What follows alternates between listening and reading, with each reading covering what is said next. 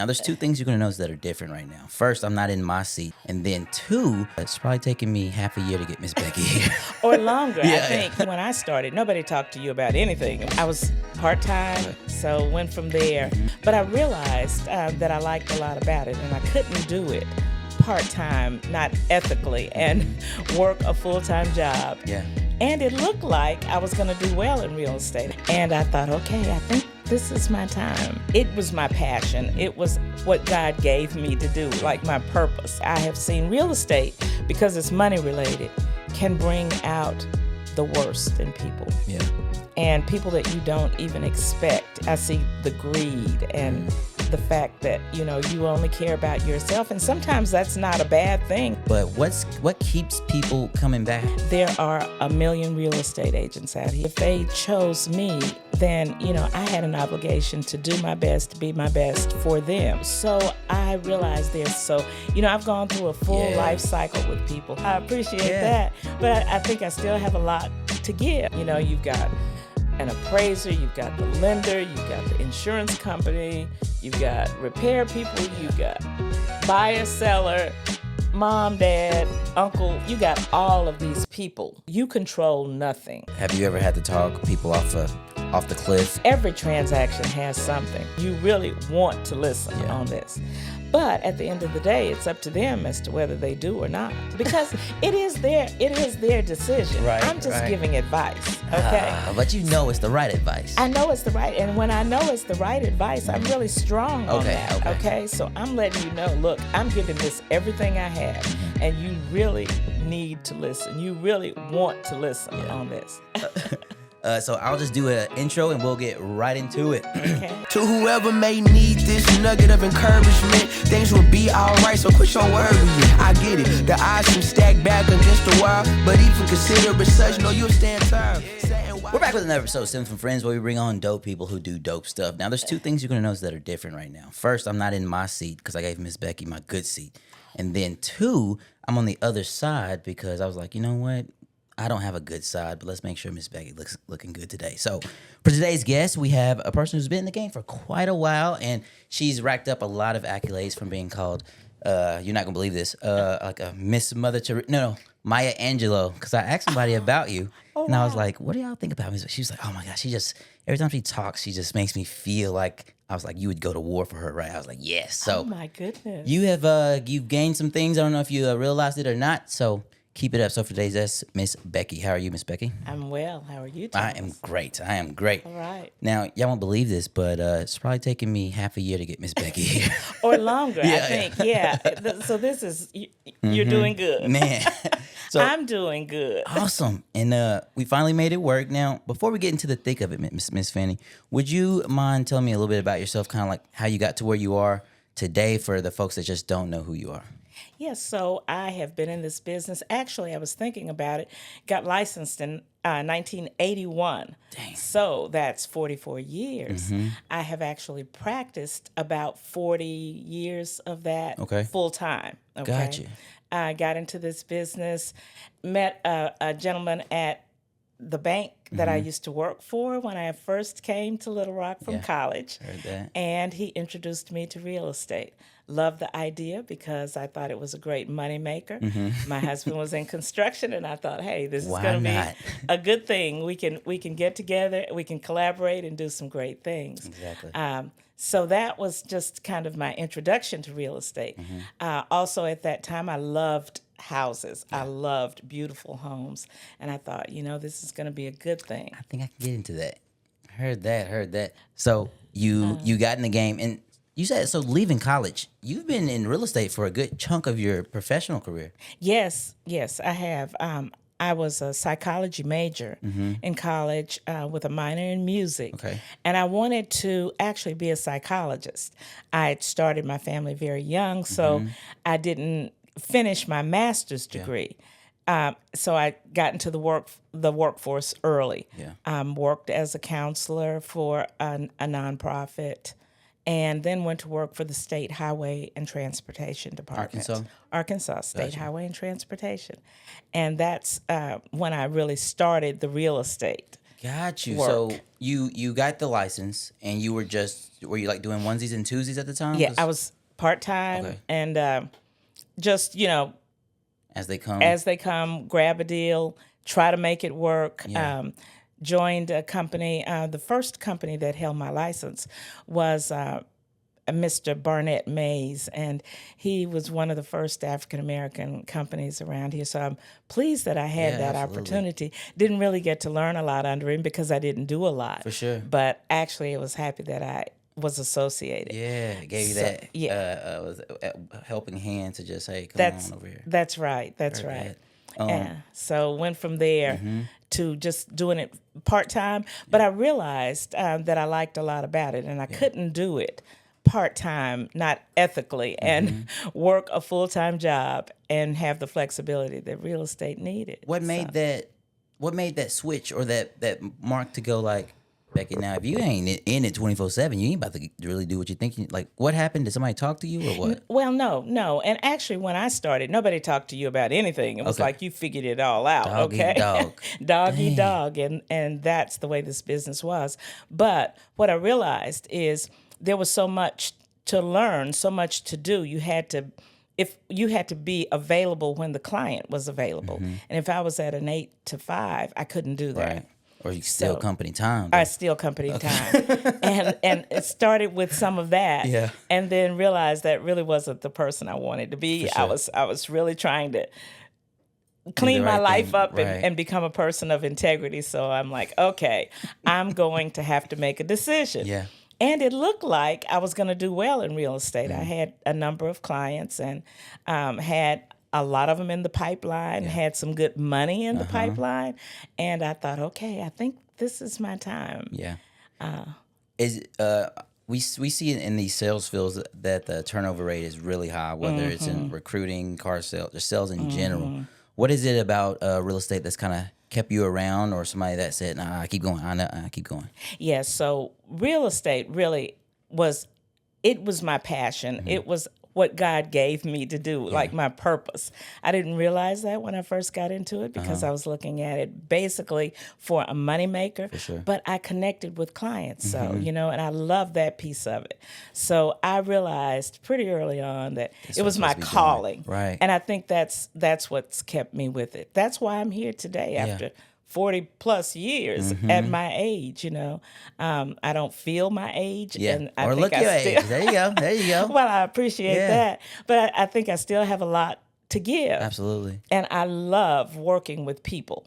So In general, just people in general. people in general, I've got them all across the board. And I love that. From my first timers to people that I've worked with, sold 4 or 5 homes, I was just about to mention that Yeah. one of the cool things that I thought were significant was you mentioned you've worked with some folks when it was just maybe the parents, and now you're doing things with the other parts of the generation. Yeah, that's right. So started out with just the parents, and then they had kids, and we'd move them after a couple of kids, Yeah. we'd move to a larger home. And then the kids started growing up as teenagers, and they might make one more move. Then they were empty nesters, okay? And so some people after empty nesting go up, larger home, but many want to downsize. So I'd work with them there. So that's 4 moves right Yeah. there. And one of the sad parts, but something that I really hold dear to my heart, is now I'm seeing those end of life changes. So I realize there are seasons Yeah. to life.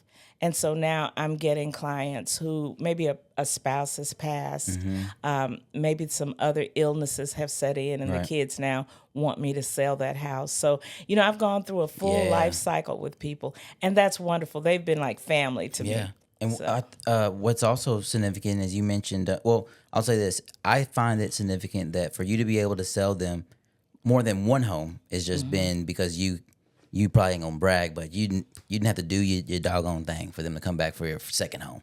And you had to almost kind of kill it for the third, and so you're providing a solid service from a customer standpoint or client standpoint or even family standpoint. I've heard you mention, but what keeps people coming back? How are you being able to stay on top of their mind and all that good stuff? So, one thing is I really have taken this seriously. So I really want people to be satisfied. There are a million real estate agents out here. It's always been a flooded market. So I understood if they chose me, then, I had an obligation to do my best, to be my best for them, make sure they got the best service. So I think that's one reason I always give a great experience. I try to, at least. And then the other thing is, I've got some pretty good marketing in place, and I'm always networking. I'm always with people. And so when you do those things, it just kind of keeps you at the top of people's minds. Just being out there and letting folks know what you do, I think is what you said. Like, you have to let folks know. Yeah. I was going to bring up the event. I don't know if you want to bring it up, but okay. I find it very clever. And the way you presented it is in a helpful way. So I want to point out, I looked at it as a great business way to do it.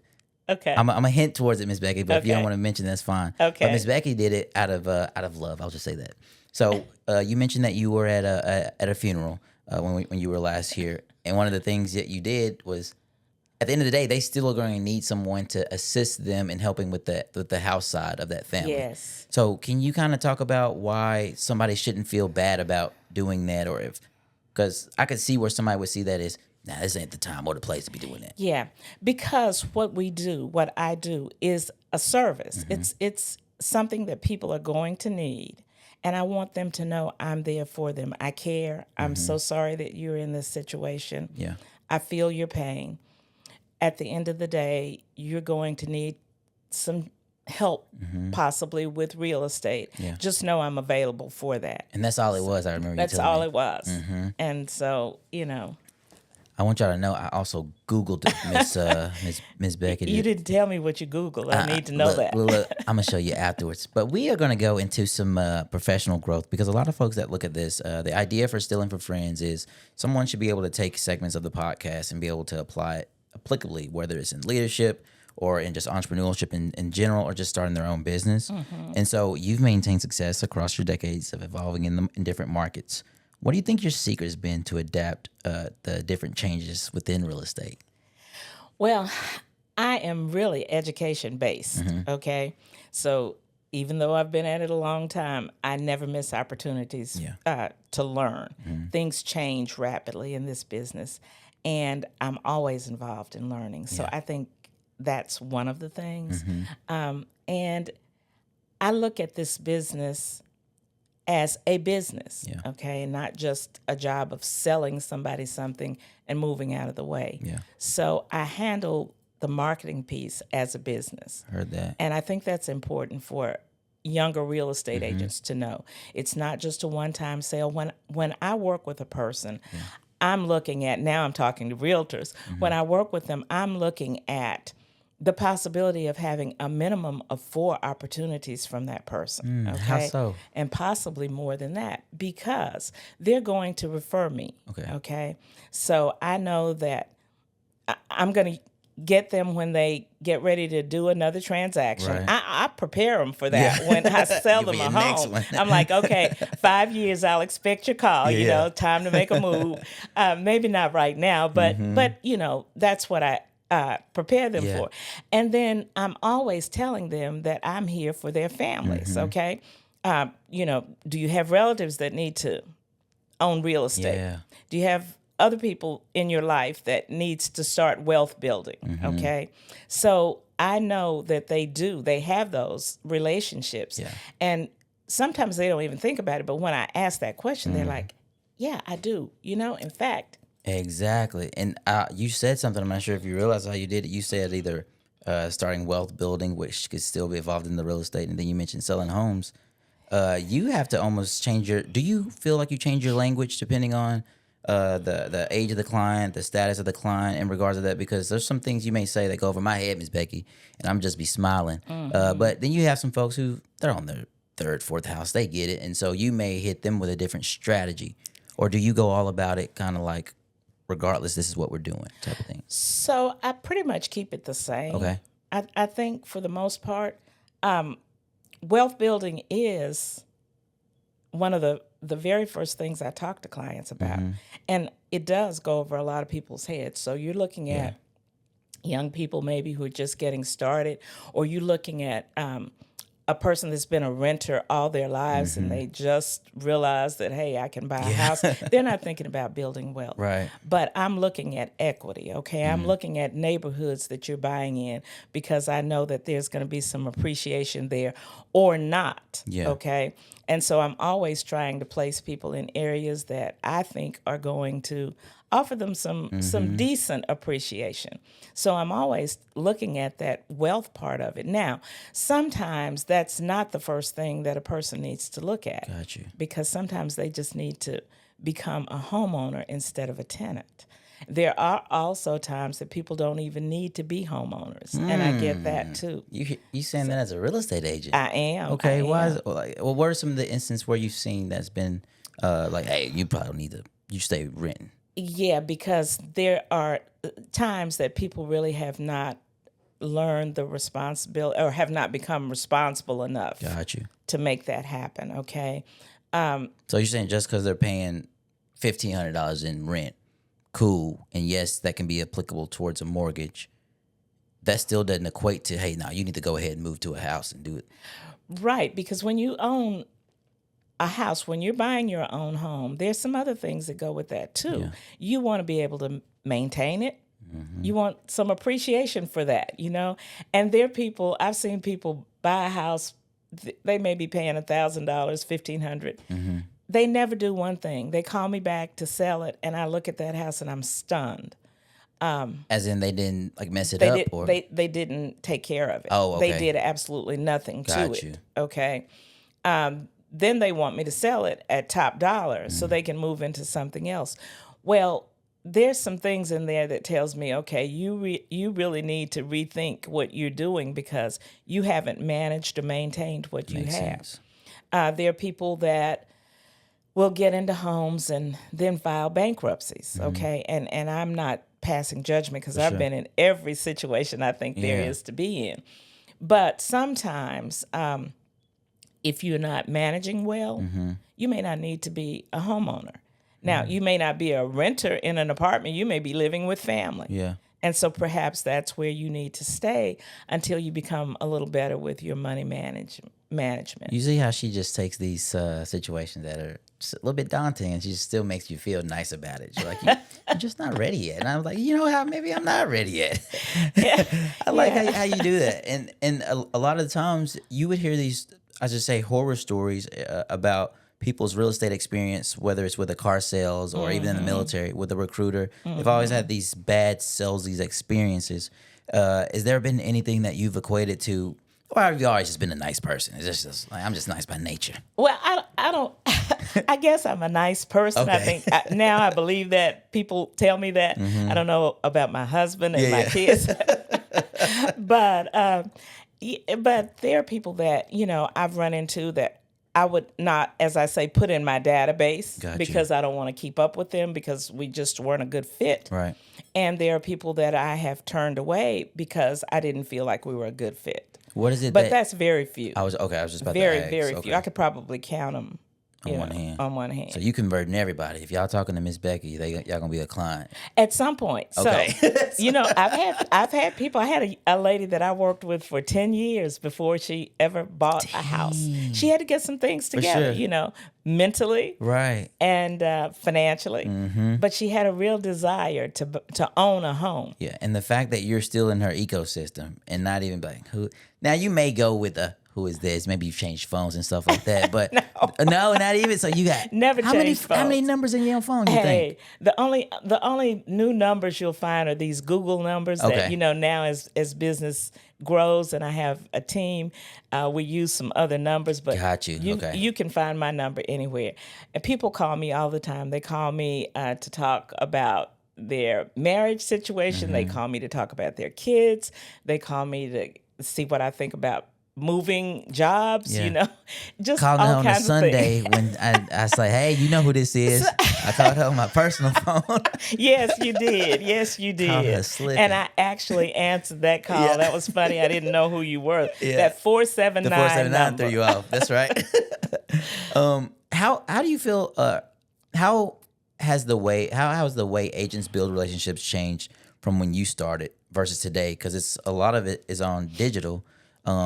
What have you done? What have you seen? What do you recommend to the young cats? Yeah, so, I struggle with some of the things that happen now because it is digital.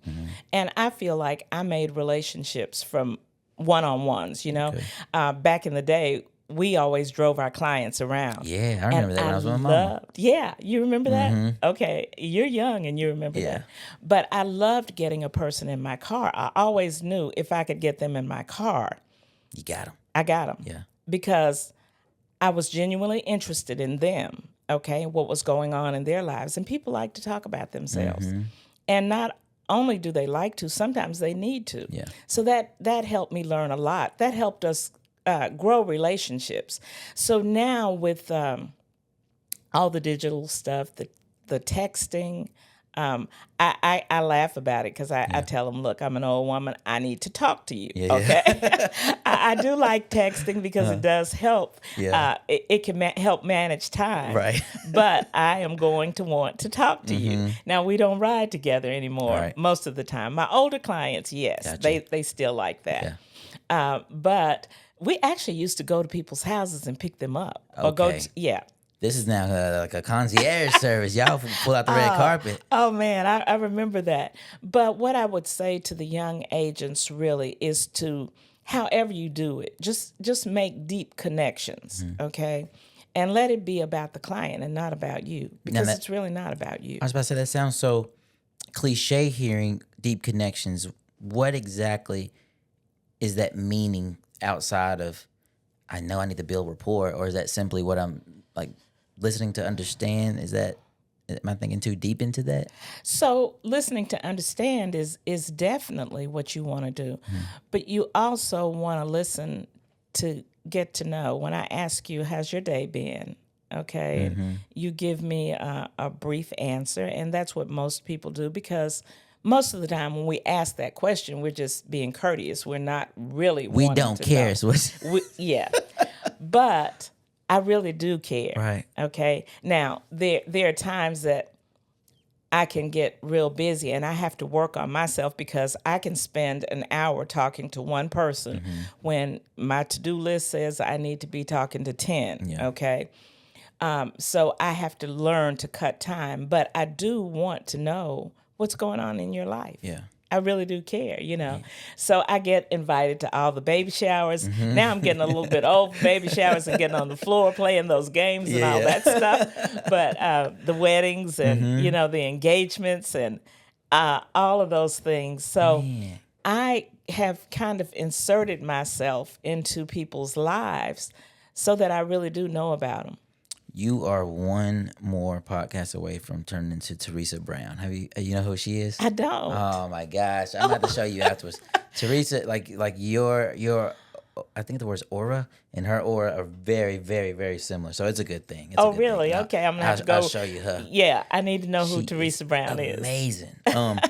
Have you ever had a client relationship that significantly impacted your outlook or philosophy or how you approach business? Was there anything that said, I kind of like that, or let me make sure I don't do anything like that again because these were the effects of it? Has there been anything that played that significant of a role? Yeah, so over the years, I've run into that numerous times.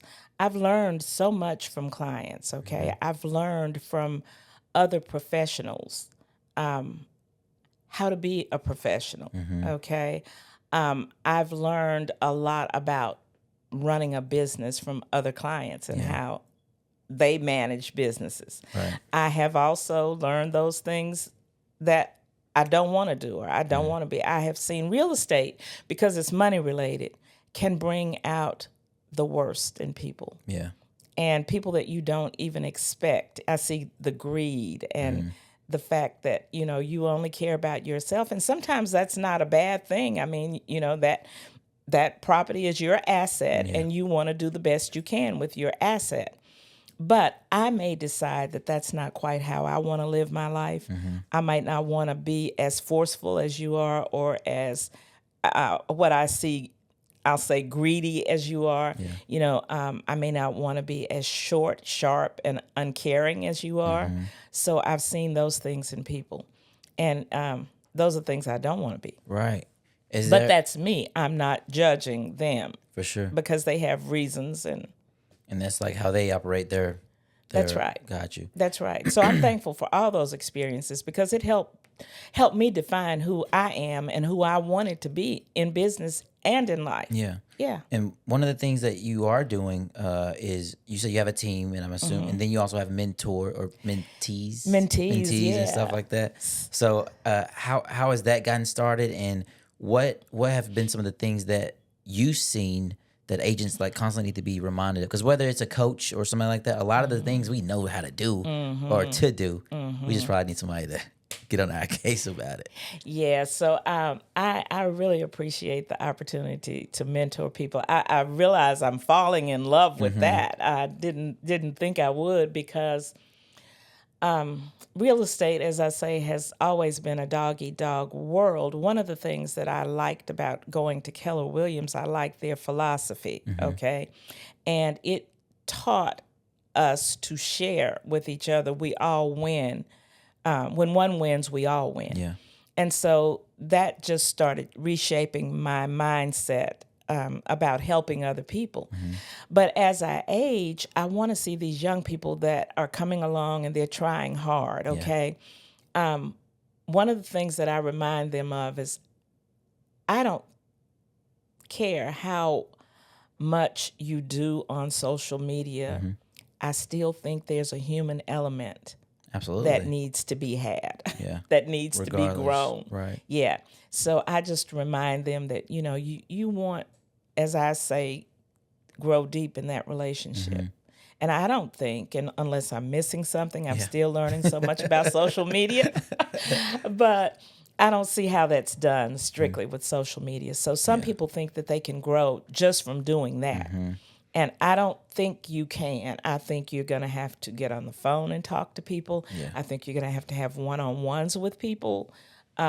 So those are the things that I remind them of. And I think they know that, but because that can be uncomfortable work. Let's say intimidating. And, it can. Yeah. None of us wants to just be turned down or the phone, you know, slammed in our faces. Right. And then we don't want to feel like we're bothering people. But one of the things that helped me learn to talk about what I did is that I felt like it was important to people. So I didn't feel like I was bothering them. I felt mentally, like I was... you was like, I'm doing you a favor Yeah. type. Okay.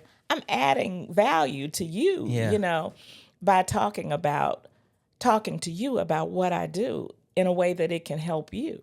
So let's I'm gonna give them a bit more nuggets on this one. So let's say you're calling somebody. Let's say you cold call. Now, Miss Becky probably don't cold call. I don't. Okay. I don't. I did. I don't. Let's go back in time real quick. If you was calling somebody that gave you a list of these leads, which by the way, y'all's a name and a number. That's all a lead is. Yes. And starting with the end in mind, what would you or what should a new agent expect for the end goal to be, or is it just have that meeting? What do you? So typically when I get a lead, okay, my end goal is to get an actual appointment with that person. At the house, at your office, or? Wherever. Okay. Okay. It can be at Starbucks. Okay. Because for me, that's how relationship begins. Gotcha. I like that. Eye to eye. Heard okay. that. So that's where relationship begins. Now, that's not always possible. And so if it's not, my goal then is to keep them on the phone long enough to establish some relationship. Okay. To find out something about them, some need they have that I may be able to help them with. And so I'm not going in thinking about the fact that I need 10 appointments today. To hit your numbers. Or to hit my numbers. I think that part is very important, and I don't think we should forget that because we won't run good, solid businesses if we do. But when I'm talking to that individual, to be able to get my numbers, I'm going to have to establish some relationship with them. Yeah. And to establish that, I need to find out what they need. I'm not going in telling them how great I am and all of that. I'm trying to find out what they need. How do you do that without seeming nosy? Yeah, so that's a good question. So sometimes, you know, I can do it just maybe from a voice inflection. Okay. Okay. They may sound rushed. Yeah. Okay. And I can say, well, you sound like you're having a busy day, or is it a tough day? Yeah. And then they may answer yes. And I'm What's like, going on there? Yeah, oh, I'm so sorry to hear that. What's going on with you? Are you willing to share that? Are you available? That is Are you so free clever. to share that? Yeah, that's clever. And so typically people like to talk about themselves, Now there's some that might just want to hang up and say, don't ever call me again. So the entire goal for a new agent, just whether they decide to be on, are you still taking people on your team or you? I'm not. Okay. I'm not, because right now I still do production myself, and I like a smaller For sure. Smaller team. So I have 3 people, Got you. and What she's saying is, y'all, we about to get this master class started so y'all can learn from her digitally. We're going to get her there. We're going to get her there. you know what? I've had so many people talk to me about that. But it takes people like you, Thomas. For sure. You and some of these other young people that are really helping me understand what this means. We're going to do it. It's going to take us 6 months. We're going to do that. That's going to be our next 6-month project. Yeah, so, where I love the classroom, okay? And I did a lot of that kind of work, even at Keller Williams. But when everything went digital, I remember I was about to teach a class one day, and our office administrator came in and she said, now, Becky, look up there because it's on Facebook. So this was probably, 10 years ago, or when Facebook was fairly new. Yeah. When she said the word Facebook, it freaked me out totally. What? And I walked out of the class. Couldn't teach that way. Okay. Man, so it was all digital. You were more to analog, draw on the board type of thing, or what? I just needed people in the room. I needed faces and bodies. That's all you needed to teach. That's what I did. So I stopped teaching for a long time because I wasn't comfortable with technology. And man, now and I've had young people push me, and that's why I love you all. I love the fact that y'all pull on me because I need that. See, I need you as much as you need me. you better believe it. And I'm that's not what afraid to happens ask. if you hang out long enough, out in the work world long enough. You realize everybody can get that 2 cents to what you need. But hey, Becky, you thought about doing this? You're like, yeah, but I don't want to. I know my son started talking to me about that first. He's like, you just need to share your knowledge. You need to, and let me do a recording of that. And I'm like, oh no, we're not doing that. Not doing it. Just from the fact that it was something that you were just completely unaware of, or maybe the value that it had behind it, or you knew the value and you was like, nah, I'm still not doing that. So I don't know that even to this day I understand the true value there. I'm still looking for that. Okay. Yeah. But maybe there is. I mean, all you young people tell me there is. So right now I'm just trusting your word. Yeah. Look, all I got is your word. All I got is your word, Thomas. Now, what major shifts or trends do you see reshaping the real estate field within the next 5 to 10 years, and how can agents best prepare?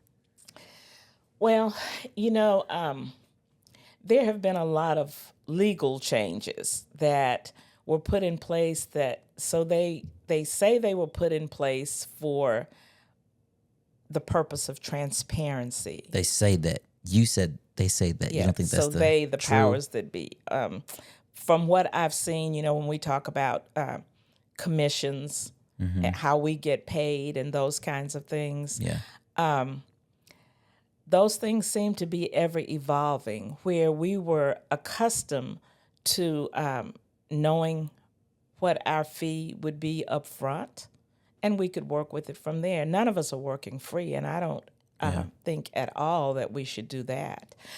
But there are a lot of changes through the National Association of Realtors. The Justice Department has come in and done some things. And, there were all these lawsuits back a couple of years ago, and now it looks like some things are starting to reverse. And so I think agents are just going to have to be ready for change every day. It's like we don't even know what rules and regulations we're operating under on a daily basis. And a lot of the times when I see an agent either frustrated or unknowing about something, from a military sense, I assume, and I hate to always assume, but does that fall back on the brokerage for not informing, or is the brokerage's purpose for just compliance, and it's up to the agent to do their own, keep on the day-to-day knowledge of what's happening?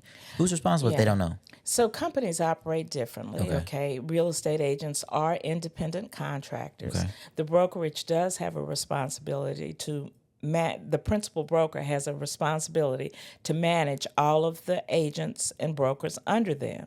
So to do that, you need to offer training. And if I were not with a company that offered training and that offered good oversight, I wouldn't want to be there. Yeah. Okay, there are a lot of legal issues that we can get into. And I tell agents all the time, and especially agents on my team, when they want to make something work for a client, you know. What do you mean make something work? A deal or a, Yeah. Okay. Yeah. So right now we're into something. I've got an agent that's into something on repairs. Okay. And the seller can't afford to make repairs. And the buyer is saying, well, I could do that. So that now we Got can you. satisfy appraisal requirements and we can go on to make the transaction work. Well, there's some legal things there. Oh, okay. And so, and really without explaining all Right. of that, I tell my agent, you've got to stay on your side, okay? And that is to help the buyer navigate this contract. But you don't step into the role of inspector. You don't step into the role of attorney or any of those kinds of things. Yeah. And it can be hard not to do that when we're trying to service a person as best we can. So for instance, people may be in I've had people in contracts, okay, legally binding agreements. Yeah. And at the very last minute, they decide, I don't want to go through with this. What do I do to get out of this contract? Of the home buying. The home buyer, Okay. okay? And I'm representing the home buyer. So they're like, what do I do to get out of this contract? I know you know because you've done this all these years. I said, what you do is seek legal advice. Okay. Okay. As opposed to you. Yeah. So there's some areas that I cannot step into, okay, because I don't have the expertise in that area. Although you may know the process or generally what happens, or you don't even try to. I can guide them. Okay. I can guide Got you. them. Okay. But I'm not going to give legal advice because now you're breaking a legally binding contract. That's why you need to get the And lawyer at so this point. you need a lawyer because if that seller decides to sue you, there's nothing I can say or do. Yeah. You need to understand, you know.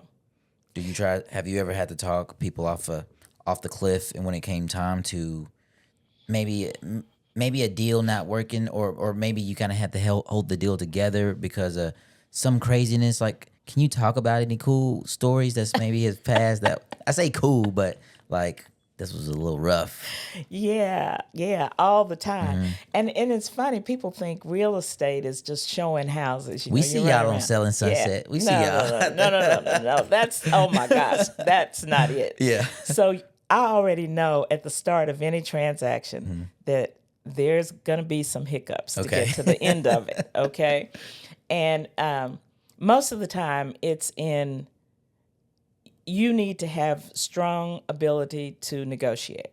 Okay, because it needs to be a win-win for both sides. However, you are only representing many times one side. Got you. Okay, so I keep good relationships and good open communication with the agents that I'm working with because I need that agent. I can only express what my client wants to. So I've got the buyer. agent. I can only express what my buyer wants to the seller through their agent. Got you. So we need to be able to communicate to do those things. Right. Okay. But every transaction has something. And it's always a buyer sees it one way and a seller sees it another. It's always about the money. Yeah. Okay. So the buyer Regardless of what. That's right. Yeah. The buyer wants to do as little as possible. The seller wants to do as little as possible. And so that can really create some issues. And, you know, I just finished one that took about 6 weeks, and it was an interesting process, but the buyer and seller just didn't see eye to eye on a lot of things. And at the same time, I knew as the listing agent, I knew that this was the right buyer for this seller. And so instead of just agreeing with every thought process that seller had and everything they wanted to get done, I had to get real honest with them about what they needed to do. The person still in the house. Yes, Gotcha. what they needed to do. So sometimes he would listen to me and sometimes he wouldn't. And though that's where the real challenges come in, because okay, if we lose this buyer, your chances of getting this opportunity again are slim. So, Man, so you... oh my goodness. Like, are you in there like... Because I can't imagine you being like...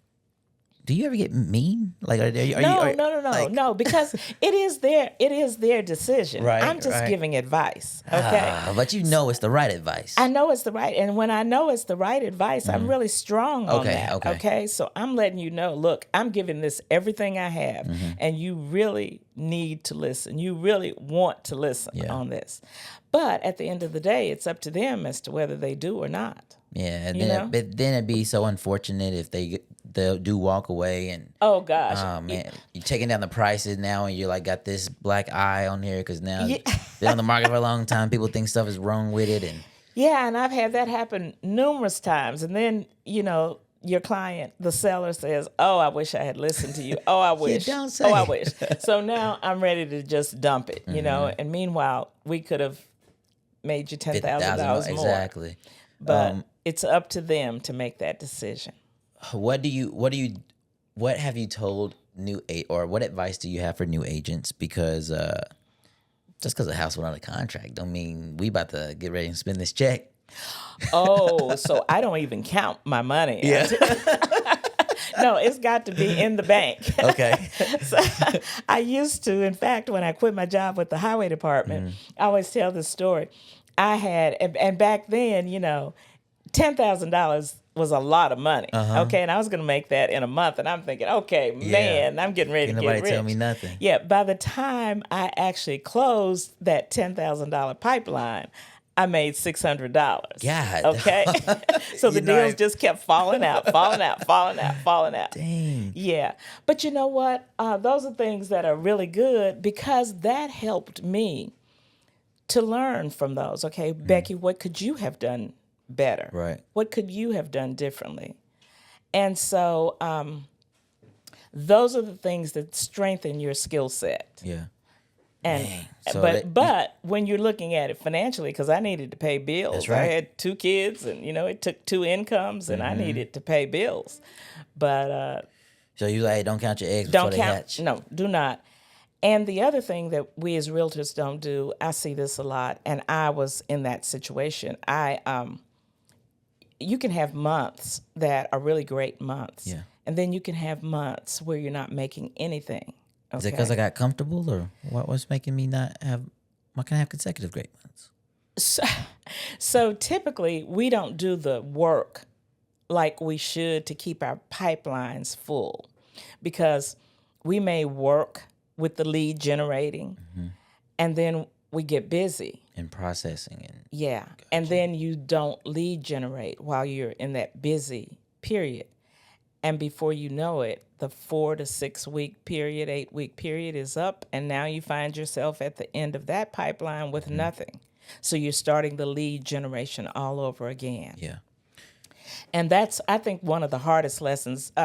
That's one that I still struggle with. So while I don't make cold calls and that kind of thing, Yeah. I do still do things to generate leads because for me particularly, I have to remind some people that I'm still in the business. Right. Okay. So they could say, oh, I thought you had retired by now. Girl, But I don't need you to ever think that. Yeah. So I'm always getting something out before my clients, There's a few marketing strategies that you said you still do, and you. I mean, I think Old school mailing. The old school mailing. Okay. I know how far you want to take, but yes. Yeah. So there's things that you do that's still, because people don't get a ton of mail now. But why do you still do that? Because it works. Because people so I've been told, by trainers and coaches and younger people that, that doesn't work anymore, but it does. So one of my cheapest forms of advertising has been these calendars, and I've sent these little magnetic calendars that people stick on their fridges. Yeah. I've sent those out for maybe 30 years. You want to drop okay? You want to drop who you use, or you want to keep that? What is it? Calendar magnets or something like that. It sounds like it's an old school. It's old It's so school. simple. I'll have to look at them. Okay, I'll have to look. I can't even think of who they are, but I still have people say, I'm looking for my calendar, or I didn't get my calendar yet, because sometimes I'll forget about it, and then I don't have the company get them out for a few months. And These like the I'm long. No. These are just small, just little refrigerator magnets that you can got you. tear off the page. I'm tracking. You're tearing December off, and then January shows. you. So some people have put them in their car, little magnets that stick on their car, and those are cheap. I mean, that's a cheap little advertising piece. What it does also, I've had people to think that I represented them in either the buy or sell end, and I didn't, but because they wound up on my mailing list and they always got my information, they'll call and say, I want you to sell my house, or I want to buy something, and you helped me. And I'm trying to think, okay, who is this? But I keep a database, so I've got all that information. And so then I realized, no, I didn't, but hey, that's Because great. Thank you so much for reaching out. I'm ready. Be there in just a minute. That is so clutch. Just because now you're so, I guess you can call it aggressive in making sure that you're consistent and doing that thing. Your face is always there. So that's it. And when I a lot of times at church or somewhere, a little kid will say, "That's that lady." Yeah. That's that lady. They probably talking about the magnet, refrigerator magnet. So every time I get that, that's a reinforcement. I'm like, hey, that refrigerator magnet works. I'm going to my grave with it. Okay. You know where that, I know I've got at least 2 clients from that. So that's exactly right. So you young people can say whatever you want to say about it. Y'all are getting that refrigerator magnet. I have heard some or I've looked at a couple data pieces where it did say, folks around and I'm not sure if you're selling houses to like 19 to 25, but that market of folks haven't grown up and received any mail, and so for them to get something in the mailbox, if they even call them mailboxes, with their name and number on it is cool now. Exactly. To actually have. I hear that too. I do. What is the most important advice you would offer to someone that's just starting their real estate journey today? That's a good question. You tell them don't get in it.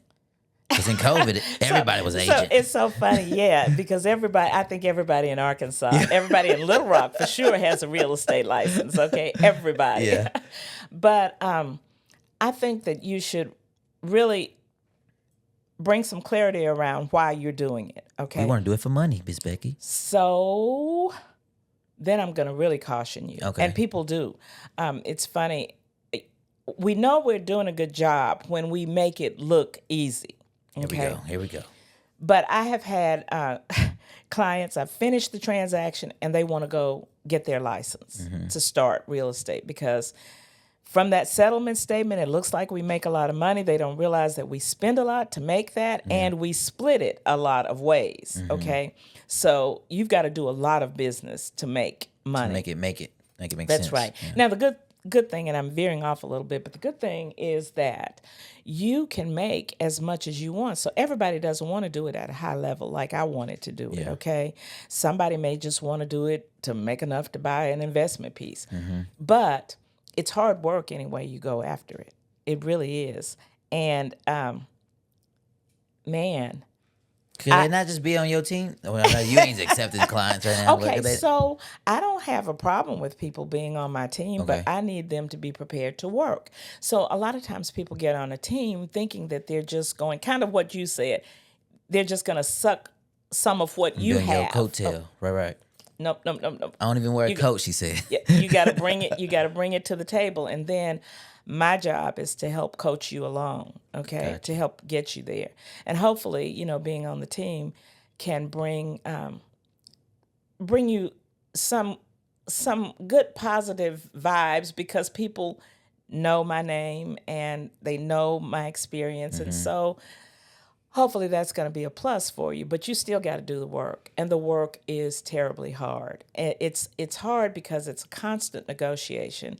It's hard because there's so many variables to it. You control nothing. You know, you've got an appraiser, you've got the lender, you've got the insurance company, you've got repair people, you've got buyer, seller, mom, dad, uncle. You got all of these people. They're all playing into this one. Yeah. So one of the first things that I try to find out when I'm working with people, I need to know who the decision maker is. Okay. So once I know who the decision maker is, then I know how to work with it. But that's one of the first things that I'm going to find out. I ain't talking to you if you can't even sell me the house. So there ain't no point in me talking to you. Well, Shit. you know, I have some of the agents laugh at me. I was new, well, not new, but still fairly, yeah. And I had a lady in my car, and we would always get approval letters, but I hadn't had any business in a while. Pre-approval or what? Pre-approval letters, yeah, from their lender. Gotcha. Okay, if they weren't paying cash, and I haven't always had a lot of cash deals until later in life, but this lady, I was eager to help her, and I was eager to be helped because I needed to make a sale. So she met me at the office. We jumped in my car and headed out, and as we were riding, I was talking to her about down payments. And I said, now you're going to need, about $5,000 for this one. And I said, you've already got that saved, right? She's like, oh, no. She said, I don't have any money. And I made a beeline, turned around. We didn't even go see the house. I'm like, there's no reason to. Right. There's nothing we can do. Yeah. So the best thing I could do for her, and I did not sell her a home, because I put her in a bad situation by not having prepared her. On the front end. Yeah. So, I sit down and prepare everybody. Now, I like face-to-face meetings, okay? I think buying real estate is important enough to do that because for most people, it's their largest investment. So take the time to come in and talk to me. I'm going to take the time to talk to you and help you understand the process. Yeah. So that we don't have those kinds of situations. But the very first thing you're going to want to do is get that buyer pre-approved. Do you only do residential, or do you tap into the commercial side of stuff too? So I dabble into commercial. I wanted really, really intended to be fully commercial by now. But again, my business has been my calling, and this is kind of where God has placed me. And this is what I do. Heard that. So I've given in to residential, okay? But I do some commercial, and if it's something that I may not have a lot of experience at, I'm going to partner with somebody or refer it. But keeping that client happy is good. But more than that, I want to make sure they're getting good service. So if I don't know anything, I've sold properties in Hot Springs on the lake, but they're things that you need to know about the lake. That's right. Okay. That's right. And if you've never done that, you don't know those things. So you've written a contract one way, and then you realize, oh man, I've got this client I do the in boat a mess. dock, and so what does Entergy require, or what? Yeah. Now, obviously, you've been in the game for a minute, so you know a lot of these. But I'm glad you mentioned that. So my business coaches always told me from just the content side, and I'm only talking about marketing though, how it's better for me to niche down. Can real estate agents truly niche, or would you advise to niche? Because I want money now. I can sell everything, I guess, but yeah, I do. In terms of niching down, in terms of residential.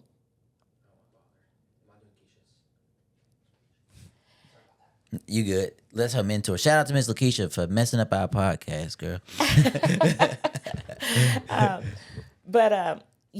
think it's important that we niche down because you can't know everything about real estate. I mean, I talk to people that work, say, in Northwest Arkansas or Northeast Arkansas, where they deal with minerals and shell and stuff like that. Yeah. I don't know anything about that. I just had a transaction that I worked with the sellers on. They were developing the subdivision, but I don't know a lot about land and dirt because It's not your, yeah. So I brought in somebody that does. Okay. And she was invaluable because there were so many things that she thought of that she knew to look for that protected the client, that was for the client's best interest. So, break this down for me real quick. So, somebody came out to me and said, Thomas, I want to buy something in a field you haven't really done much work in, whether it's mobile home on a land or septics, whatever this stuff. I can keep the client and still bring on Becky as a partner to code? Sure. So real estate, that's the beauty of it. You can do it any way you want to. Now, if somebody comes to you for something you don't want to deal with, you just refer them. Got you. Altogether, Okay. give it away. Okay. Yeah. Okay. And for me, most of the time, that's what I'm going to do. Okay. Okay. That's what I'm going to do. The a field size where of you the don't know deal can also, determine whether you want to, or what you want to learn about it. Right. Can determine. But if I know that I don't care about mobile home parks, even though that's a lucrative business, Yeah. I'm going to refer that. Okay. Can I still make money on that? Yes, you Okay. make money on the referral. So you're going to negotiate that with the person you're referring it to. Now, since it's, or how do I put that in right? Like, Miss Becky didn't come just straight to me. Hey, Thomas, I want you to sell my mobile home park. Becky, I don't really do mobile homes. Hey, Lakeisha, I know you do mobile homes. I want this amount of money when this sells. Or is that how that going Yes, in theory? that's how it goes. Okay. And so we typically do that in writing. Gotcha, Okay. gotcha. The first thing I would do is just pick up the phone and call Lakeisha and say, I'd do love you to want this refer- deal? Yeah. Or, okay. I'd love to refer this to you. Are you open to that? She may say, no, I don't want it. Negotiating back and forth again. So she can say, no, I ain't paying you that much, or Well, we negotiate that. Y'all, Yes, she could say got that. I had one just recently. I'm listing a house, and it's going to take a lot of my time because it's kind of a difficult listing. And the agent wanted a 25% referral fee. But I told them I appreciated the fact that they wanted that. But for me to work that, I would need to pay her a 15%. got you. And so she agreed to it. Is this, so I guess that particular process, because you said you do face-to-face, they brought the referral to you. Hey, Miss Becky, would you like to represent this? Miss Becky then goes and do an initial meeting and then negotiate back with the agent. We need more than that. So then the agent is out of it completely. Okay. Altogether. She's given me now the contact info for that buyer or seller that she's referring to. They haven't signed no paper agreement. Got you. Okay. I thought she was like handing over or blessing off a. No. Okay. No. And people do that all the time. I mean, you could tell me that you were moving to New York and I can refer you to an agent in New York, even though we haven't talked that much, or I don't have to know you. Dang. I can do that with the person, that young man that just was here. Yeah. I could refer him to an agent and get a part of that fee. There are agents that make very good money that way. They build their businesses that way. I can be referring Referral folks. agents is what we call them. Yeah. So. Y'all sleeping.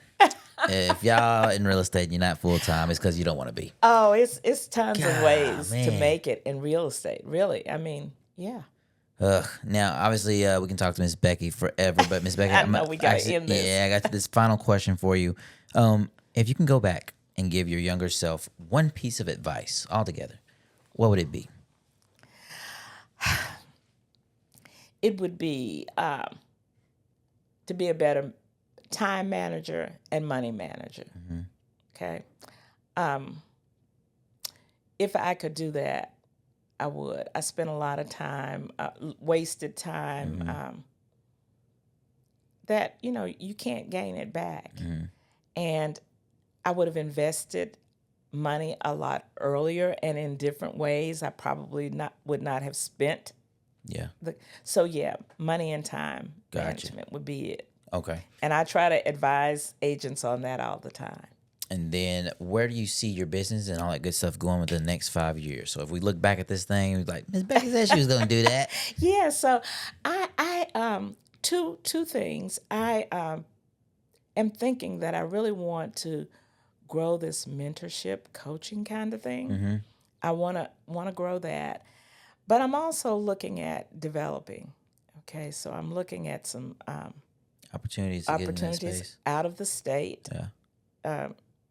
In the state, I'm all over.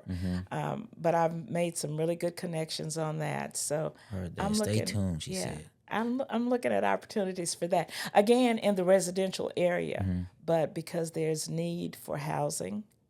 Yeah. Heard that. I got a person we're going to chat with later about that stuff because y'all be making me mad saying, y'all don't say it's, no, what's the word that's usually used in a negative connotation for redoing neighborhoods? The term for gentrification. Oh, okay. And then the term now, I think it's called infield revitalization or something revitalization. like that. So, yeah. And I'm not as much into that piece of it as I am finding the dirt. Yeah. And then developing the subdivision. Let other folks, buyers or builders, to come and buy the lots. Gotcha.